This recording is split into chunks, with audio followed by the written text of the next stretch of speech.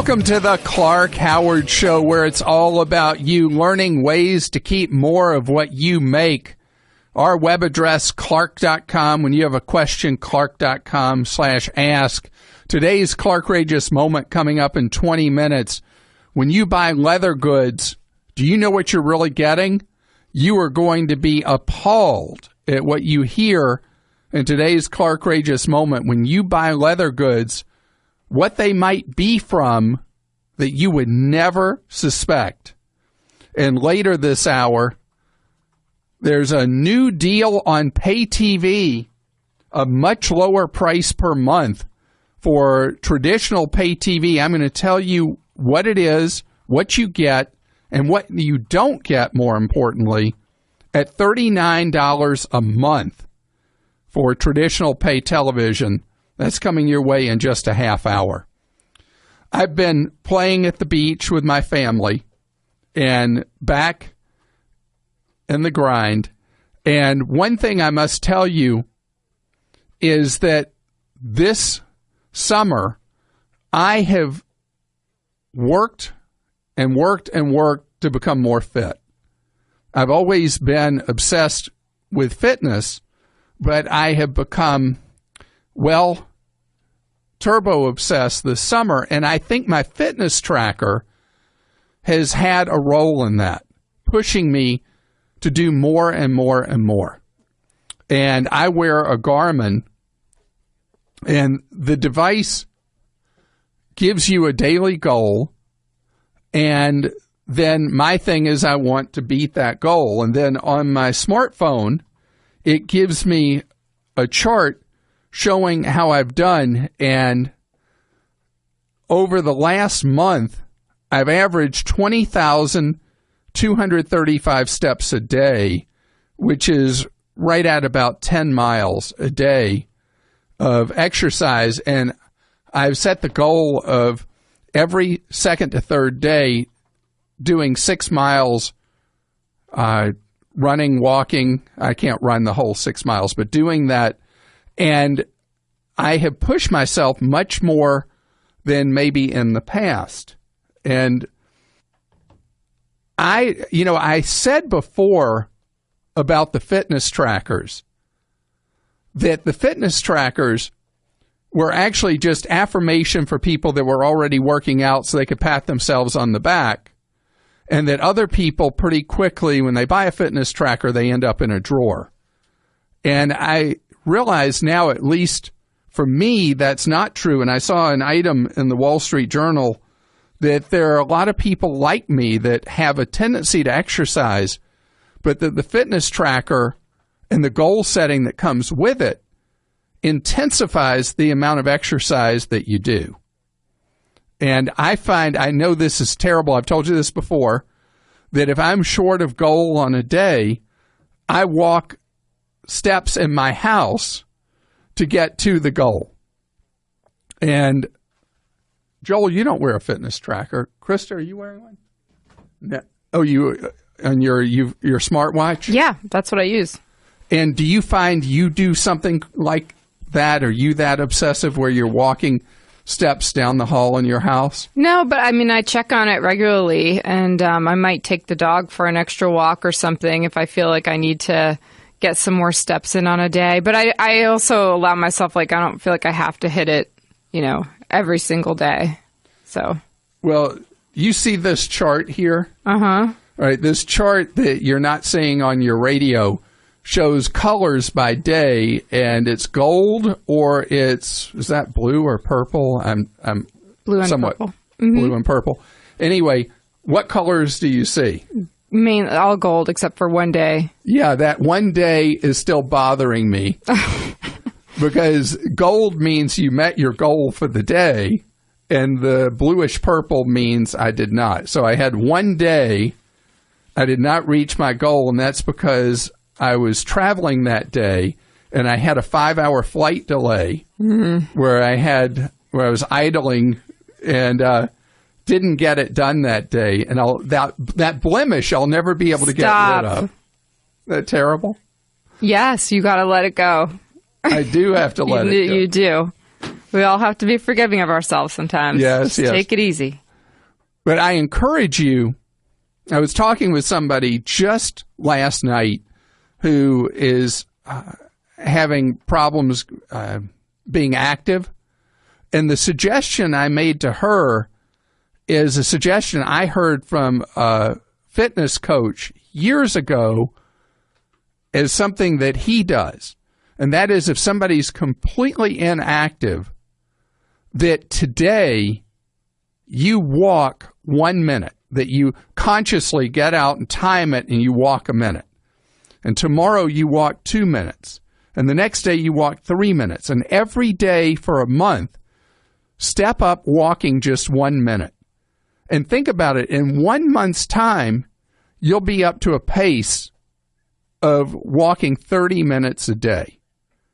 You know, you have to, if you're sitting, you have to stand. When you're standing, you have to walk. You have to do things slowly to progress. But if you think about in the scheme of a lifetime, 30 days is a blink. But in 30 days of creating a new habit, you can change your fitness for years to come, maybe for a lifetime in front of you. There's also the corollary that if you run a minute that first day and run 2 minutes a second day and 3 minutes a third day and on like that, if you're already somebody who walks, but you know you need to get the heart beating more, don't try to go out there and run 5 miles. Go out and run 1 minute and keep stepping it up. And I promise you can change your physical fitness, which is actually part of your physical fitness. Bharat is with us on the Clark Howard Show. Hi, how are you doing? Bharat? Bharat, I don't hear you. Put you on hold for a minute. Let's see where you are. Let's talk with Ron. Hello, Ron. Hi, Clark. How are you doing? I'm doing fine. How are you? Great. Ron, Hey, you thanks. have a question for me that's an either or. Let's see if I'm any good at this either or. Okay, well, thanks for taking my call. I really Certainly. enjoy your show. My company offers 2 contribution options for a 401k. We have a standard pre-tax option, and then we also have a Roth option, which is after taxes have been taken out. So my question to you is, does my company Roth 401k carry a maximum annual contribution of $5,500? And then the second question would be, if I do invest in my company's Roth, am I still able to open a separate Roth outside the company plan? Yes and yes. You can do the Roth well beyond the $5,500, the Roth 401k, same limit as you would with a pre-tax 401k.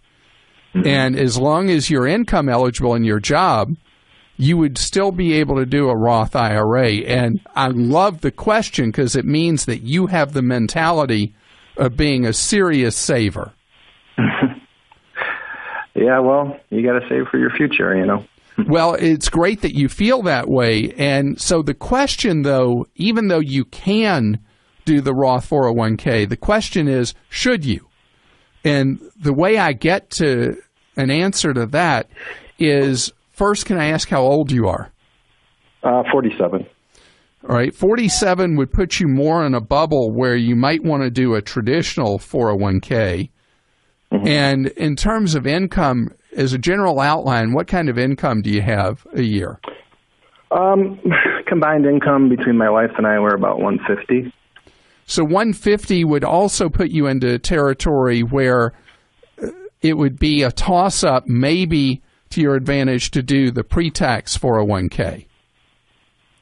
Because the Roth advantage, the Roth 401k, the big advantage for that is for people that are younger, the years of taking pre-tax dollars versus in the traditional 401k versus the post-tax dollars of a Roth 401k, the Roth 401k would win out because you've got all those years of growth that then you spend tax-free. So, and also typically when you're younger, you're making less money, you're in a lower tax bracket. So in your case, at 47, you're further along in your work career, and you're at a high enough income that you're paying a meaningful amount of tax on your income.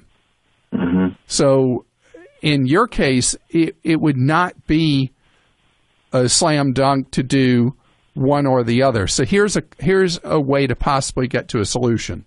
Does your wife work full-time? Yes, she does. And what does she do to save for retirement? She works at a hospital and nonprofit. She invests in a 403B. And so hers is a pre-tax contribution in that 403B. Yes.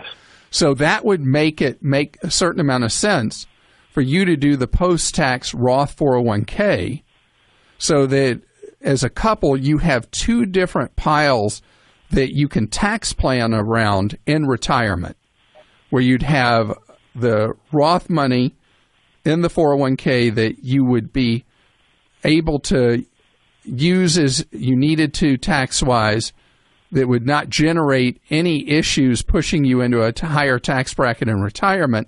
And at the same time, you have her pre-tax 403B money you can draw on. So it is a big tool for flexibility. And because of her income and yours, having yours as a post-tax, hers as a pre-tax would be a great thing to look at. Yeah, we're able to split it. I'm actually 5% in the Roth and 4% in the pre-tax. So I'm kind of on the fence. I think that's fine. I think that's fine because in your case, there is no automatic right answer, and doing the mix is a good choice. The fact that you're both focused on saving for the future, that's the best choice. Jason joins us on the Clark Howard Show. Hi, Jason. Hello, Clark. How you doing today? Great, thank you. You are headed to Central Florida. Yes, sir. How can I be of help? You going to see Mickey Mouse? Well, not really. It's the trip that I took your advice that you get the cheap ticket and then you find a reason to go where you're going. And my wife and our anniversary is coming up, and I saw the $35 ticket. And I grabbed a set of tickets, and now I'm going. I really don't want to see Mickey Mouse. I want to go somewhere that my wife and I will enjoy for our anniversary. So are you beach people? Because you've got beaches really close to the Orlando airport. No, we're not beach people. Not beach people. All right. What do you think you'd enjoy doing on an anniversary trip? We are pretty much open to everything except the beach scene, but we just normally I work a lot and we really don't get a chance to go too many places. But so you want time to chill? Freed up. Right. Okay, so in Orlando and in the surrounding area, there's a massive supply of hotel rooms, perhaps past 100,000 now, with resorts of every type you can think of. And the other option there is to rent somebody's condominium there through a website called Airbnb. But I'll tell you, my favorite thing to do is to go on Priceline or Hotwire and pick 5-star properties only, since this is an anniversary. And on Priceline, go to their instant deals. And on Hotwire, it's just their hotel list. And scan it where you only select 5-star properties. Okay. And you want properties that have a satisfaction rate of 80% or higher that are 5-star. Okay. And they're all going to be resort kind of places. See what you can find. Outstanding. Sounds great. I'm excited already. All right. So if you want to know more about how I do the Priceline and Hotwire thing, go to Clark.com and look at my guide on how to save money on hotels. All right, Clark. I appreciate it. I thank your help for not only now, but down the line. Well, you were so kind to say that, and happy anniversary. Here on the Clark Howard Show, one of the things I want to do is warn you away from scams and ripoffs. It's why we do the Clark-rageous moment. I have a bizarre one to share with you right now. Scams, ripoffs, outrages. It's a Clark-rageous moment. This is from the Guardian newspaper in England, and it is appalling. But apparently there's a big problem with importers bringing in leather into the United States that is made from dogs and cats, from their skin. So you think you're buying leather that you'd be happy to have, and it turns out it's from Fido. Or what's a good cat name? I don't know. Freckles? I don't know what you call a cat. Anyway, I've only been a dog person. But I want you to think about that. A lot of this is stuff that people are buying on the web, where they're buying inexpensive leather goods imported specifically from China. And it's because this is something that's hard for a lot of Americans to understand, but there are people overseas that eat dogs for food. And so the skin becomes part of consumer products that you might be buying. And I know it's atrocious and weird and gross, but I just want you to be aware that when you do buy at a website, you buy imported leather goods, that you have no way of knowing what animal that leather is from. And it is a terrible issue for you if that would be something that would freak you out. So before you buy from a website, well, think once, twice, maybe 3 times. Rocket Mortgage by Quicken Loans proudly supports this podcast. Rocket Mortgage brings the mortgage approval process into the 21st century. It's fast, powerful, and completely online. You see, Rocket Mortgage has taken all the complicated, time-consuming parts of applying for a mortgage out of the equation. Hate searching through stacks of old files and paperwork? Well, with Rocket Mortgage, you can easily share your bank statements and pay stubs at the touch of a button. It helps you get approved in minutes for a custom mortgage solution that's been tailored to your unique financial situation.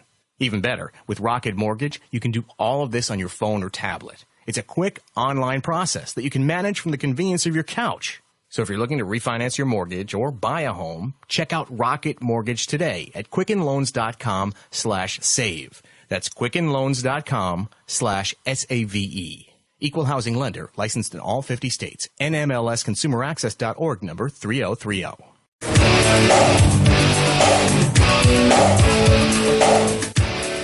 Welcome to the Clark Howard Show, where it's about you learning ways to save more and spend less, and don't let anybody ever rip you off. Follow me at facebook.com/Clark Howard, on the web, clark.com, CLARK.com. We're going to talk about you saving money right now. I got a sizzling deal for you if you do not care about sports. So I find this hard to believe, but most people don't care about sports. Well, I guess that's not terrible to believe for me, because I only care about one sport, and that's football. But anyway, when you buy a pay TV package from the cable company or the satellite company, historically, you have been forced to buy a zillion channels, and the average person watches like 9. So you're paying for all these channels, but you only watch a small number of them, which is especially maddening for people who don't care about sports, because sports rights fees are phenomenally high. What the costs are for the football packages, what the costs were for NBC for broadcasting the Olympics, untold billions upon billions of dollars. The NFL football for the networks, huge billions. So then when you buy a pay TV package, you are paying for all those rights fees, where just having one ESPN channel in rights per month for a pay TV operator costs, I think, what 20 other non-sports channels cost combined. And that cost is passed on to you. So Dish Network is offering, in the lingo of the TV trade, what's known as a skinny, which is a TV package that does not include sports, ESPN namely. And for $39.99 a month, For 2 years, price guaranteed, you get your pay TV package minus ESPN. There are a much smaller number of channels than normal. You get 60 channels versus what you're used to with 2,000 channels or whatever it is people get now. I guess a couple hundred. And so you may not have all 9 of your favorite channels in it, but it is a step in the direction of you being able to pick and choose what you love and what you don't want. And so you can see more about this at Clark.com or go straight to Dish.com, DishNetwork.com. I think both Dish.com and DishNetwork.com both get you there. Anyway, $39.99 a month is a great deal, but you can have your wallet suffer death by 1,000 cuts. If you say, well, as long as I'm doing this, I think I'll add that, and I'll add this other, and I'll do this other thing, and I want this other feature and all that. So you really only save money if you can live within the 4 walls of the $39.99 a month, and then you've got a real deal, which is less than half of what the typical American household is now paying for pay television. Dish has really reoriented because they also have Sling.com, where instead of even having a satellite dish, you get the programming over your laptop, on your TV, on your phone, whatever, for a flat fee that starts at $20 a month for a really skinny bundle and steps up from there to $30 or so a month. But it's all over your internet connection wherever you are, or over your cellular connection on your phone. This $39.99 a month deal is the traditional satellite dish at your home, but the programming is much less than traditional. And I'm telling you, we are in a time of enormous change in how people get TV. And my children being out from school through this summer have not watched a single minute of traditional television. Not one.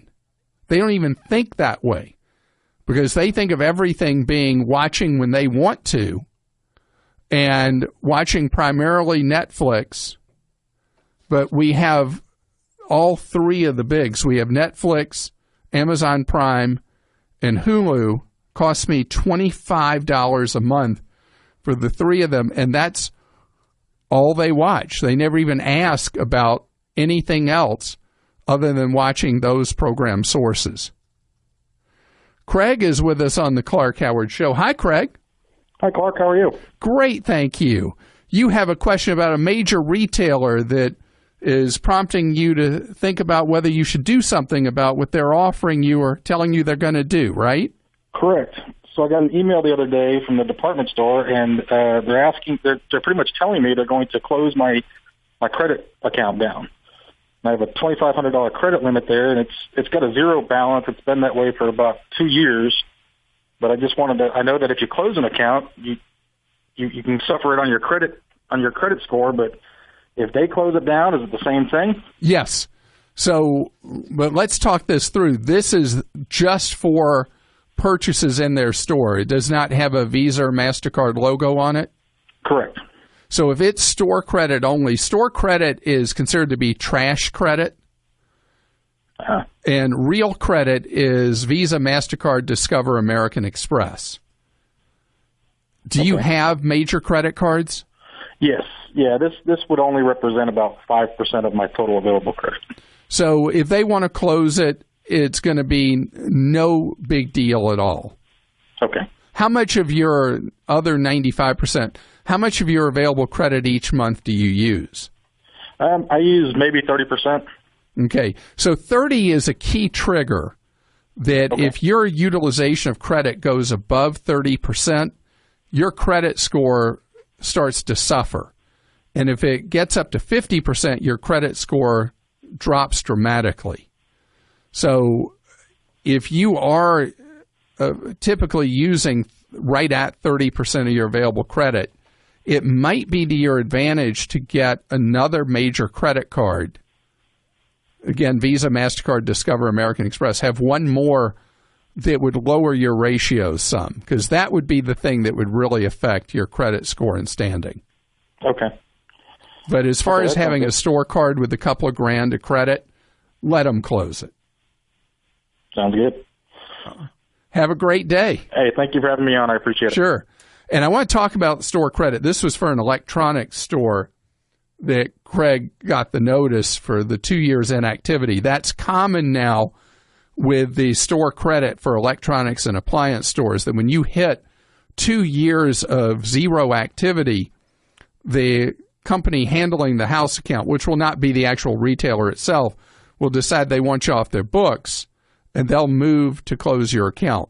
On the question of whether you should take up a store on its store credit, where they're saying, 90 days, same as cash, 6 months, same as cash, 1 year, same as cash, whatever, you got to know that you must make certain that payment holiday, the interest-free holiday, that you meet all the terms and conditions and pay that off in full before the payment holiday ends, or else the interest almost 100% of the time is retroactive to the original day of charge at usually an interest rate of 25 to 30%. So instant store credit can blow up on you big time if you don't jump through the exact required hoops with that credit. Nan is with us on the Clark Howard Show. Hello, Nan. Hi, Clark. How are you? Great. Thank you, Nan. Great. Hey, enjoy your show. I like putting your tips to good use.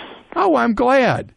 One tip you had put out there before was that if I wanted to be ultra safe for online banking, to have a Chromebook dedicated just for that kind of a thing.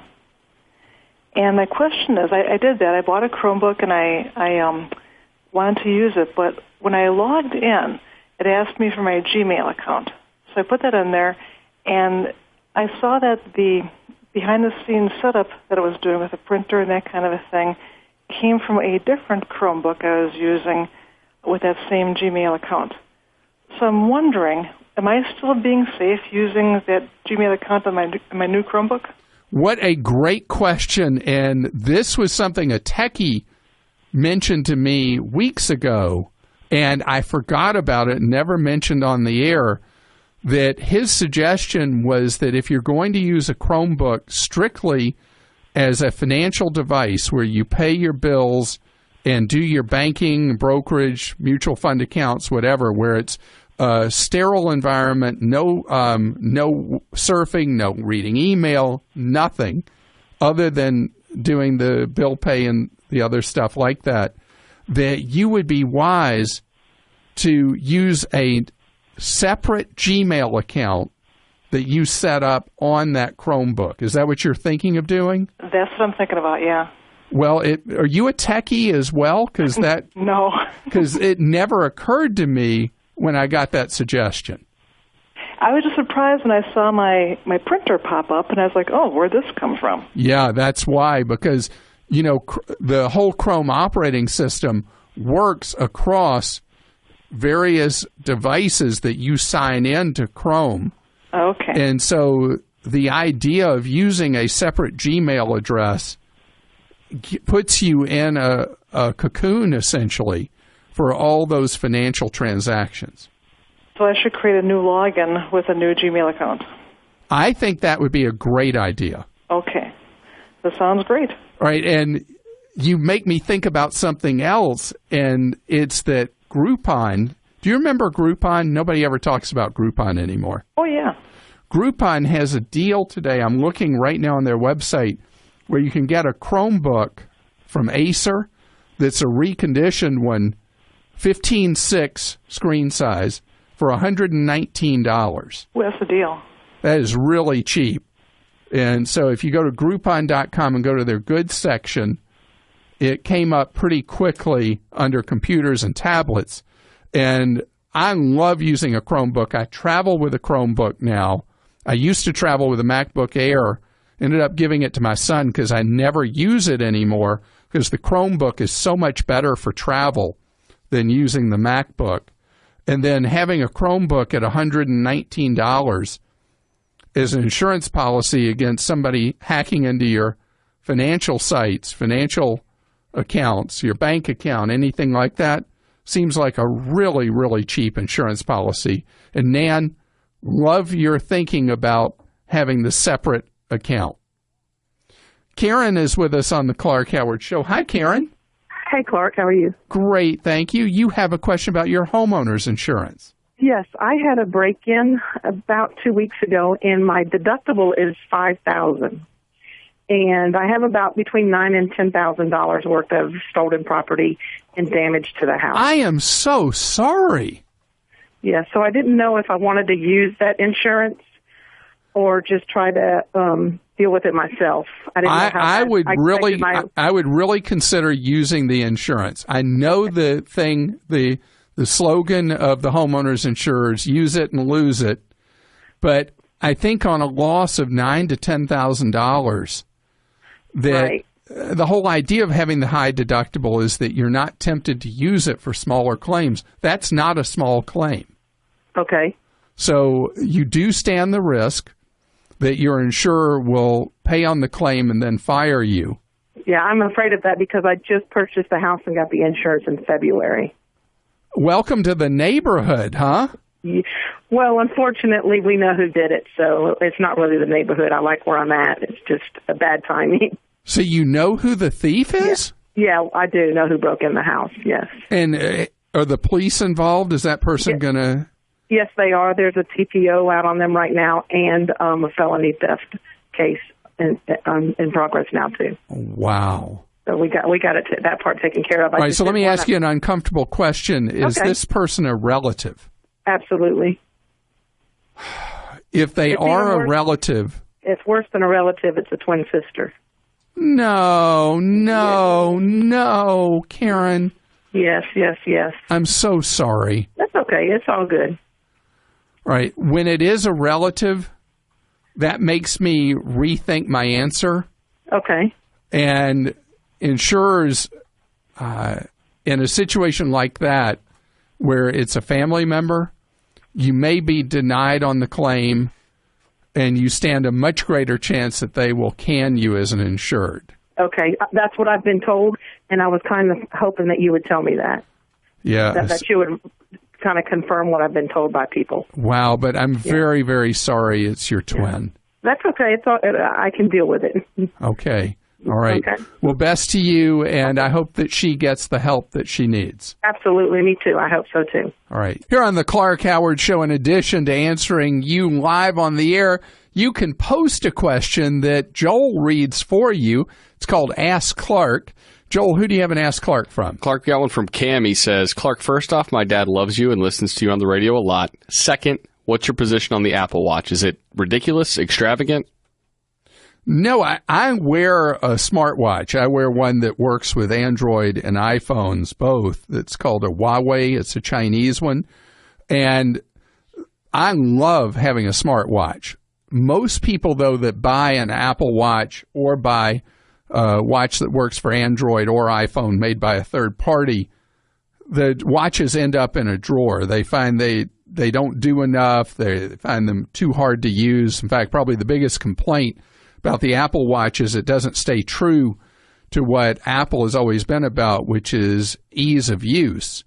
But I can tell you that I made the mistake of buying an Apple Watch for my wife, and it's been sitting in a drawer since the first week. She used it for a few days, and it got in the drawer like so many others. So the thing that I'll tell you is that buying an Apple Watch or buying one of the watches that works across platforms, buy it used, particularly buy an Apple Watch used, because there are so many unloved ones sitting around. You might even have a friend or a colleague at work who you used to see an Apple Watch on their wrist, and now it's sitting there unused.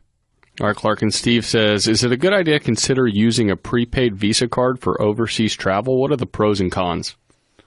that is something that I've read in a lot of travel writers' stuff about taking a prepaid Visa card. The issue for me is that there's greater chances potentially for fraud overseas, and so having that doesn't have the same protections as you'd have with the traditional Visa credit card. I prefer a Visa credit card that charges no foreign currency junk fees for using it outside the U.S. You know, when you're going to buy a car, pricing information is great and necessary, but there's more to doing it than just the price. There's the actual buying experience. If you want to enjoy a better one, you should go to a True Car certified dealer. They're there to help you find the car that you want, and they're also what make True Car unique. With True Car, you can connect with a local certified dealer that you choose, so you can lock in a guaranteed savings off the MSRP and enjoy a totally better buying experience. And by better, they also mean faster. Over 2 million cars have already been sold to True Car users who have visited their True Car certified dealer. And there are over 11,000 True Car certified dealers nationwide, so it's probably pretty easy to find one near you. And check this, for a new car, average True Car users save $3,279 off MSRP. All right, so you're probably wondering, how do I do this? It's easy. Just go to TrueCar.com or, right there on your phone, download the True Car app. You can find the car you want, see the True Car pricing curve, which shows you what other people in your area paid for the same car, and that way you can know you're getting a good price and feel confident. Then you'll get a guaranteed savings certificate from the True Car certified dealer. Go to the dealer, and your guaranteed savings off MSRP will be honored, and you enjoy a quick, easy experience. How's that for car buying? So when you're ready to buy a new car, or even a used one, visit TrueCar.com or download the TrueCar app and enjoy the better car buying experience. Some features are not available in all states.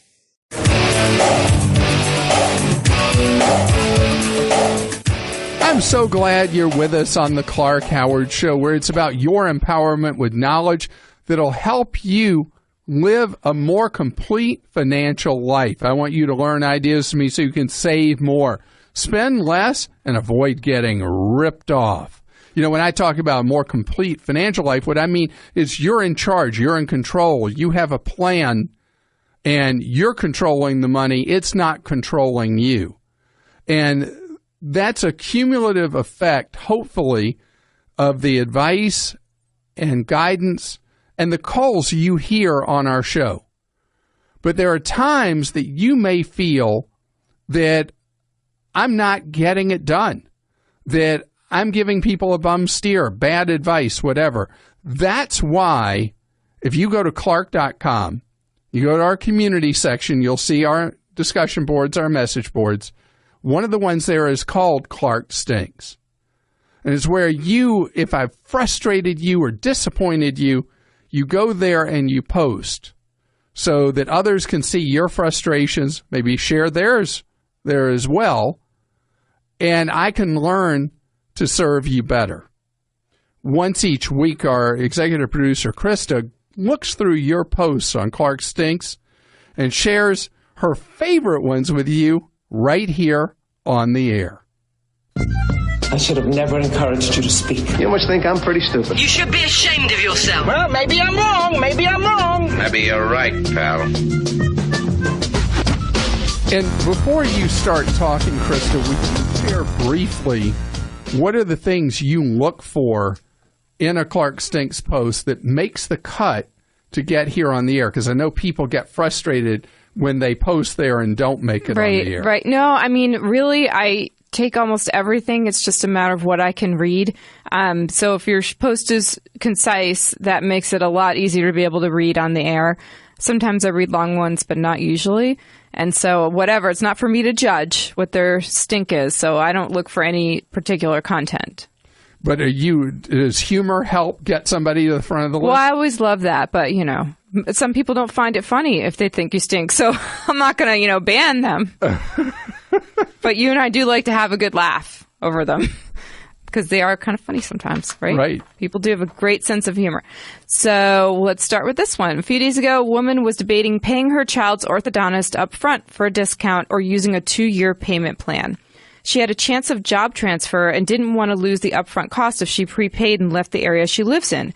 My guess is the payment plan is not a pay-as-you-go type deal. She is more than likely obligated to the cost of the braces no matter how she pays or whether or not she finishes out the 2-year procedure.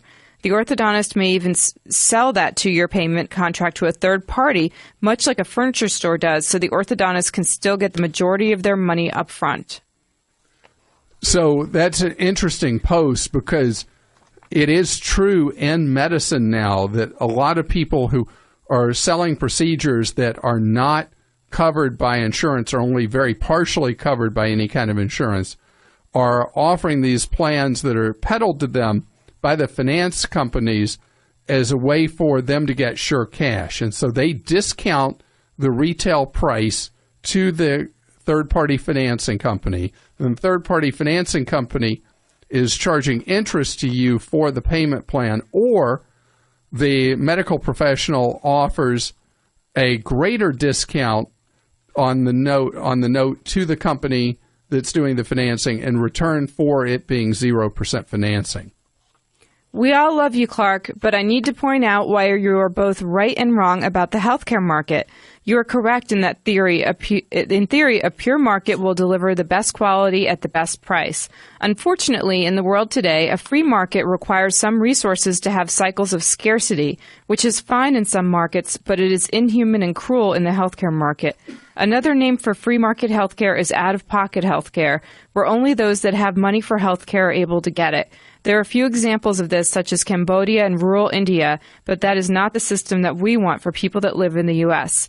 There are no examples of free market healthcare that have ever worked anywhere in the world, yet there are examples from all other industrialized countries that show a compassionate healthcare system that provides healthcare for all people, can actually provide cheaper and higher quality care than what we are experiencing right now.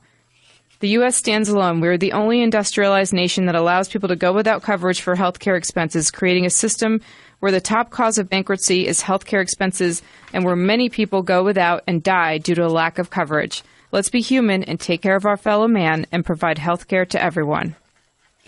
I appreciate that post about single-payer healthcare. It is true that in Canada and in all of Western Europe, healthcare works essentially on a single-payer basis, that the government is the arbiter of what care you receive. For our culture, that's a hard sell because of the rationing choices that are then being put into the hands of government, particularly at a time in American history where there's such distrust of institutions generally and government specifically. I don't think that we are, as a country, going to really consider a single-payer healthcare system, because government would then be deciding if you could have that MRI or if the machinery for a new test would be available near where you live. Anytime you have government involved in lowering the cost of healthcare, it does lead to some level of rationing of care and availability. Here's a funny one. If Costco were your real girlfriend, she would have dumped you for not knowing that Costco is offering free hearing tests. You went on about having to pay $5 for a hearing test app of some kind the other day. This is on Costco.com, and they list what their hearing aid centers offer.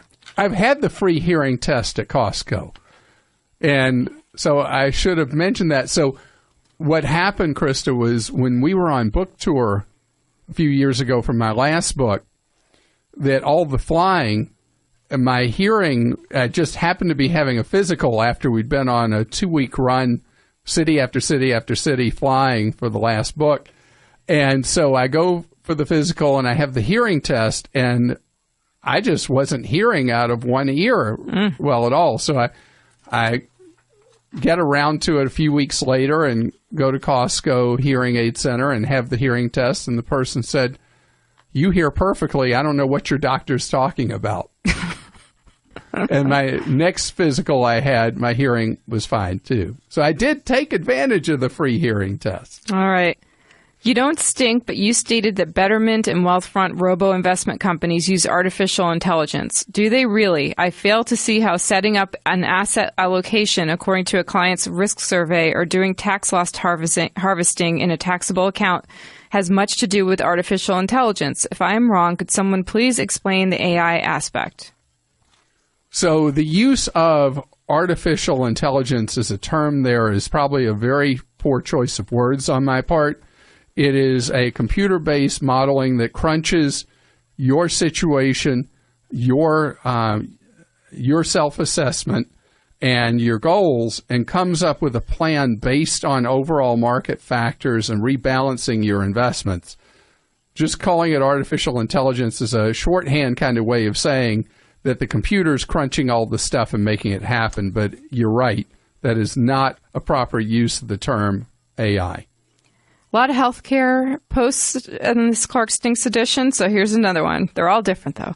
Hey, Clark, enjoy the show. Lots of good info. With healthcare ever increasing in cost and the general public takes no personal responsibility for their health, then the government needs to get involved. While I maintain good health through exercise and proper diet and consume very few healthcare dollars, while others eat bad, smoke, drink, etc., and consume a huge amount of health care resources. If they had a policy where the cost of insurance is based on health factors you control, where people who are responsible for their health pay proportion to what they use, which would be much less than we pay right now, those huge fat slobs will pay double and then smoke them if you got them. Otherwise, let the government force the issue for all of society to benefit. Same thing for motorcycle helmet laws. If you crack your head open because you choose not to wear a helmet, then why should I pay for his or her reckless choice and pay big? Wow. Okay. Go back to that statement about the people that are overweight. You want me to read it again? Well, it's just not very friendly. And those huge fat slobs would pay double. Then fine, smoke them if you got them. Otherwise, let the government force the issue for all of society to benefit. Okay, so I don't care for the wording of that. And there are people that in American society, I mean, gosh, you go somewhere in a public place and you see that we as Americans could afford generally to lose some weight. But a lot of it is based on the fact that the nature of work has changed and the human body has not been able to compensate for that. We used to have a shortage of calories available and a surplus of extreme physical labor. And so it's a hard adjustment with food now available everywhere of every calorie count you could think of. Having risk-based pricing based on how you live your life for healthcare, we may get there. There are employers that have been doing that already, and I've talked about that. Employers that won't hire smokers because they cost so much more on the healthcare plans. It's just anything we do like that. Maybe another way of doing it is you reward those with lower costs who meet certain check marks instead of doing it as a gotcha punishment for those who have things they could improve on. Okay, one more healthcare. You stated that healthcare doesn't care about customer service. You are so wrong. I've worked as an RN in an acute care hospital for 38 years, and believe me, patient satisfaction is a top priority. Patient satisfaction surveys are sent out upon discharge, and the results are posted for the staff to see and discussed at staff meetings. If there are complaints, areas of improvement are implemented. There is a way to track who wrote the survey, and if it's something major, that customer is contacted and the hospital tries to make it right with them. Also, in this day of high deductible insurance plans, if the customer is unable to pay their bill in full, the hospital sets up a payment plan with them that is interest-free. I would call that pretty good customer service. In the future, instead of making a blanket statement about healthcare in general, check your facts and report it appropriately. I appreciate your passion for what you do for a living and your professional concern for the patients you serve, the customers you serve, and that's great to hear. I would say that that's not generally what is going on in the culture of medicine, but that's just my own experience. One thing you said in your post, though, that I think is really illuminating, people are filling out surveys they think are anonymous, but can be tracked back to the individual. That's something that is why I have never filled out an employee survey at any place I've ever worked because I never believe them that they're anonymous. Clark, it is a common cliche that 50% of marriages end in divorce. On a recent show, you actually went one better and said that more than 50% of marriages end in divorce. Neither is true. The cliche came about many years ago when the number of divorces in a given year was about 50% of the number of marriages in the same year. This was obviously a crude statistic and was not a comparison of the same marriages. Although data for the success of marriages over time is more difficult to obtain than simply comparing marriages and divorces within a limited time period, many such studies do exist. They all indicate that the overall divorce rate of marriages is somewhere around 30 or 35%, depending on the time period. And the divorce rate has been going down markedly in recent years. I know from listening to you over the years that you were usually careful not to use typical statistical cliches that are thrown out. So I was surprised to hear you throw out this one. I'm stunned. Oh, and that was from Bruce. Bruce, I have never heard that low a stated number on divorces in the United States. I am beyond surprised. I'll go check up on the numbers because that is much, much lower than anything I've ever heard reported. Maybe some nice news to end the Clark Stinks today. Absolutely. And I love your posts. Interesting how many responses there were to what I did, the healthcare thing. The reason there were so many on that is I've been doing a series of the equivalent of campaign speeches, the campaign speech that you're never going to hear because it's not comfortable to hear. And so they are generating strong reactions, obviously, particularly with the one that I did about healthcare. You got an opinion about something you feel I could do better, please go to Clark.com, go to community, and then go to our message board, Clark Stinks, and let me know. Kevin is with us on the Clark Howard Show. Hello, Kevin. Hi, how are you? Great, thank you, Kevin. You have a question I don't think anybody's ever asked me. Okay. What is it? Curious about looking for luggage and or a good carry bag, travel bag, and looked on your website, didn't happen to see anything. Wondering, is there something you recommend coming from the industry? Do you spend money or do you just go to the big box stores and the like? Well, I'll tell you what suitcase I travel with, and it's an expensive one. I have the Kirkland Signature carry-on suitcase, the Costco private label suitcase. Okay. It's hard-sided on one half, soft-sided on the other. Fits in the overhead bin on any plane except those little wind-up toy commuter planes. And it's a $99 suitcase. And it is virtually indestructible. It wheels beautifully. It has 4 wheels.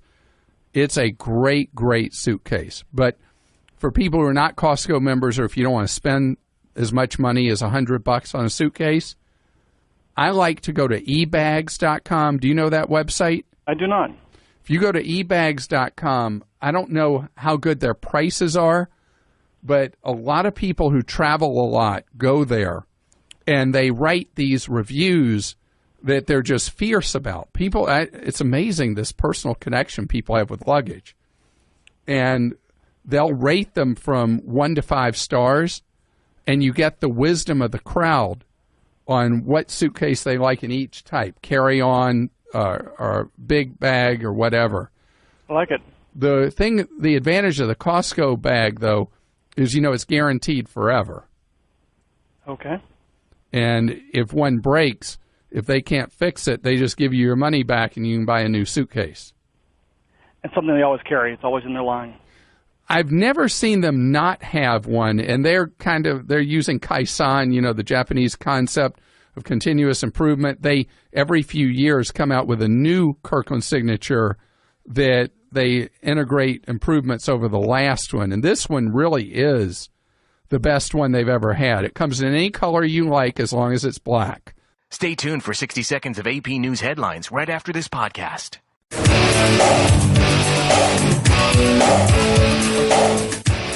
I'm so glad you're with us on the Clark Howard Show, where it's all about you learning ways to keep more of what you make.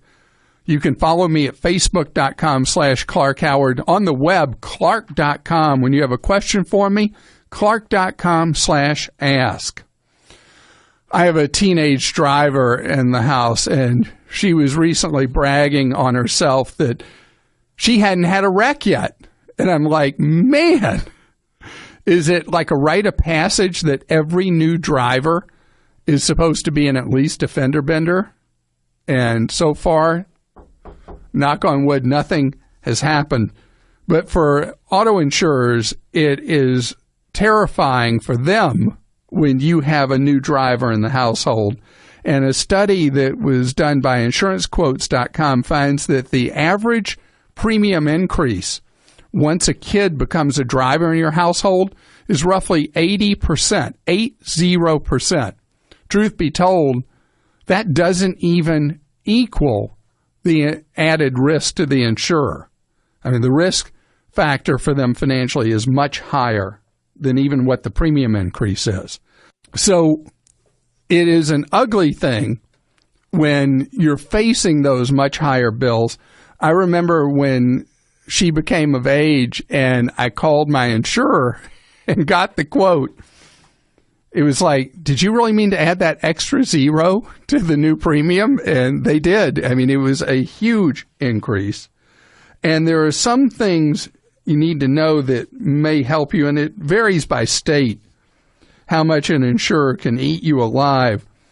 But one thing there are actually a few things to consider. One, in some states, it will be cheaper for your teenager to be on his or her own insurance policy. In others, it's more expensive to do that. If you have an agent, you're with someone that's an independent agent, you have an agent for what's known as a captive agent, like with Allstate or State Farm, you can call him or her and say, here's the deal.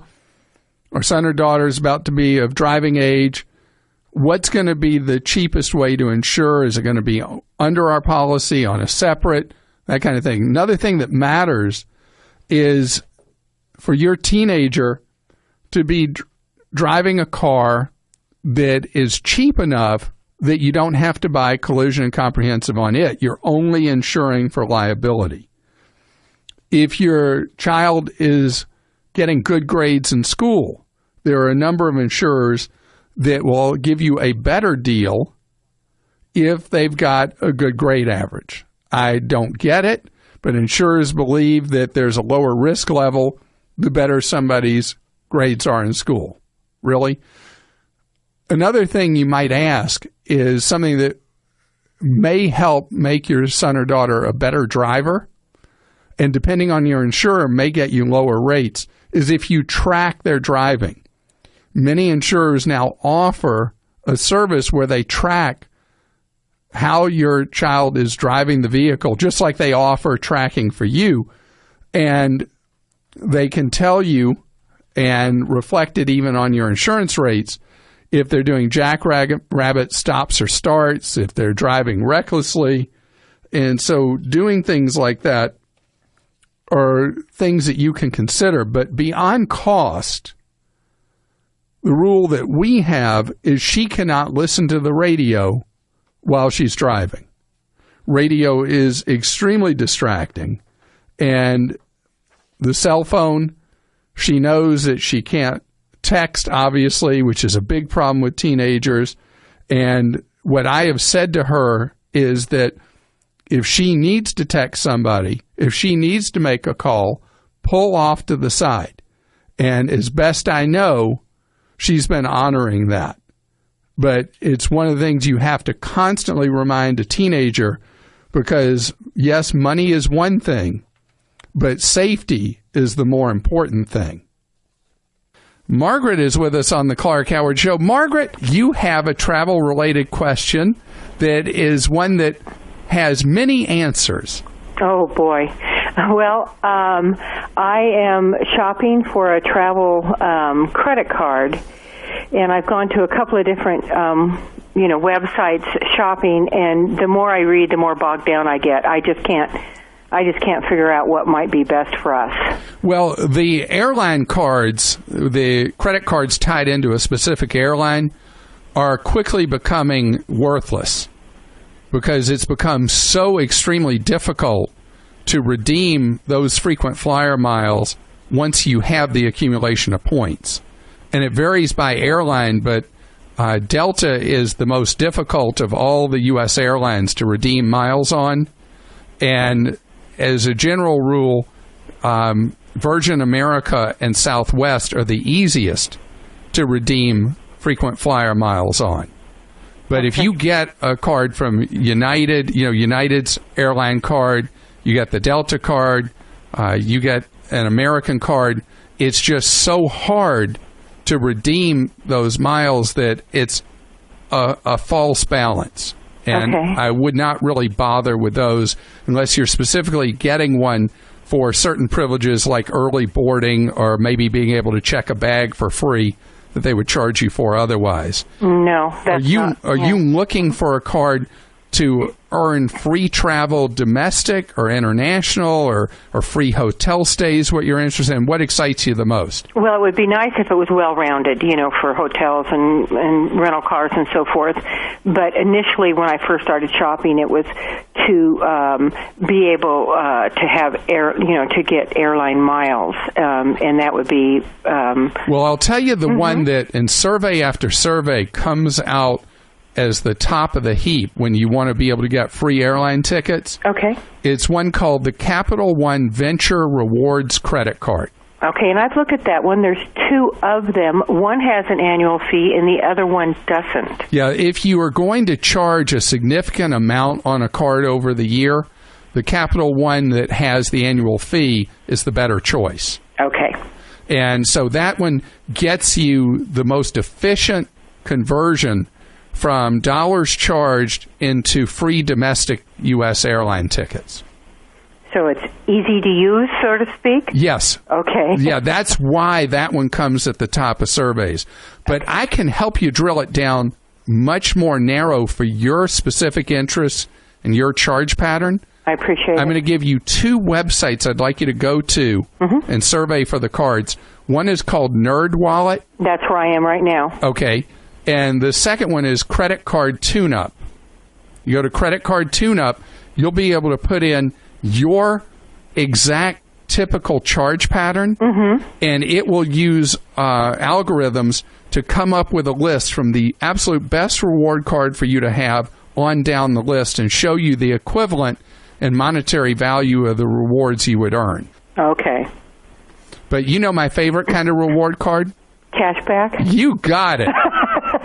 I love the cashback cards, Margaret, because nobody says, "Oh, we're out of the allocation for cashback," or you can only use your cashback on the third Tuesday of the fourth month of the year, and only after 9 o'clock at night. Well, that's what I'm trying to avoid with a travel card, and I have thought about just getting a cashback card, which I do not have now, and I don't know if you have a recommendation for that or not. Well, I like the Costco American Express card.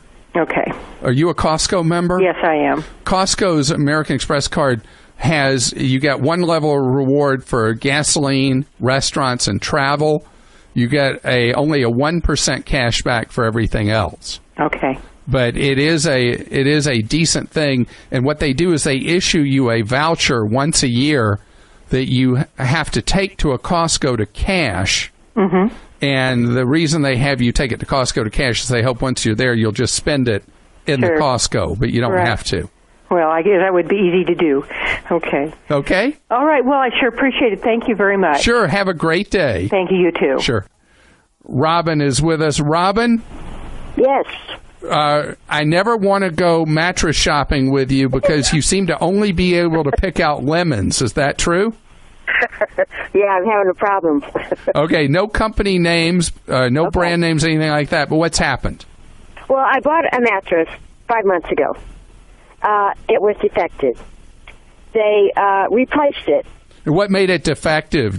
Was it just like sagging in certain places or something? Yeah, I was sleeping like in a dip. I had to actually get help getting out of my side of the bed. No way. Yeah, it was that bad. Wow. So they replaced it with the same mattress, and this one seemed kind of funny in the beginning. I thought, well, maybe it's just me. Well, I waited a little bit, and this is doing the same exact thing. Well, that is very unusual. I don't get that complaint a lot. I'll get complaints from people about mattresses that it's much softer than you thought it would be, or it's much firmer than you expected or whatever. But I'd never get somebody saying that a mattress today that soon would be defective, lightning striking twice. So the retailer was pretty accommodating the first time replacing it. Where are you now with 2 defective ones? Well, I called and they said that they could either send me another one and take my chances, or I could go to the store where I bought it and look for another brand or something. As long as it's the same price, I could do that. But I don't know. It's just been a real hassle, and I don't know whether I should just say no, I want my money back, and go. Have they offered you your money back? Well, they didn't. I kind of asked them if that is an option. And beating around the bush, I think he said, yeah, I could be an option, because we haven't paid it off completely yet. We've been waiting. Well, take the money. I mean, if they said they'd give you a refund and you can go start over somewhere else, I could see after 2 failures with the mattress, you'd be at a point where you'd say, yeah, I'd just like my money back. And normally in the bedding business, they will not give you a refund. They'll replace the bed over and over and over again, but they will not give you your money back. But if they've offered at this store, if you think they've offered you a refund, take the refund. Yeah, but I'm not 100% for sure that's what he meant. I mean, he well, said I think go into the store, talk to the manager, and say that what you'd like, that you've lost confidence in them and that you just like your money back. Yeah. Now, again, I'm sure when you bought it, that it came with a store policy that all they agreed to do was to replace it. But I think if you've been 2 times down this road, it is reasonable for you to ask for a refund. Yeah. Okay. Why do you sound so discouraged? Well, it's just, I just want a mattress. I've been wanting this mattress for, a good night's sleep forever. And I don't know, I just thought maybe, you think it's bad that if I ask for some kind of compensation for my back problems and my... No, forget that. Forget that. All you start asking for stuff like that, they're going to do nothing for you. Nothing, okay. So if they'll give you your money back, take your money... Take it and run. And okay. Consumer Reports, run to your nearest library branch, because Consumer Reports has done a great review of where to buy a bed, who makes the best mattresses, and there's a regional chain out of Ohio that has spread to a lot of states that came in first in the Consumer Reports survey, and that's something called, you may not have ever heard of them, called Original Mattress Factory. I don't know if they're in your area, but they were the highest rated. Second highest rated was Costco Wholesale. So if you are looking for a mattress that's going to give you a good night's sleep, go get your money back, go to the library, read the Consumer Reports, and then buy what they have tested and they recommend is best for you to get that good night's sleep. Douglas is with us on the Clark Howard Show. Hi, Douglas. Hello, Clark. Douglas, how can I be of service to you? I was looking at my portfolio lately and trying to figure out, how much I had invested overseas and how much in the United States. And then I was looking at how much percent of the world market cap is in the United States. And, I found this report that puts it at 40%. I just thought that was extremely high for one country. And I was just wondering, why aren't other countries more into stocks? Well, actually, it's an emerging story, if you will, that world capitalism now is overwhelmingly outside the United States. And over time, simply because we're starting at such a large base here, the greatest growth in capitalism is going to be outside the United States, not inside the United States. So that's why it's not unpatriotic. It is a smart strategy for long-term financial security to heavily invest outside the United States as well as here. But I got a little trick of the game for you. You ready? Sure. All right, so let's say you own only U.S. stocks, just for argument's sake. You still own a big part of what's going on outside the United States because most large American companies do a big chunk, if not the majority, of their activity outside the U.S., not here. So you have a play in world capitalism, even if you only own U.S. stocks. But I don't think that's enough. I think that diversifying where you own what's known as a developed market fund outside the United States and also owning a third world fund that today we call, to be politically correct, an emerging market fund is important because it gives you that exposure to the larger financial system of the world.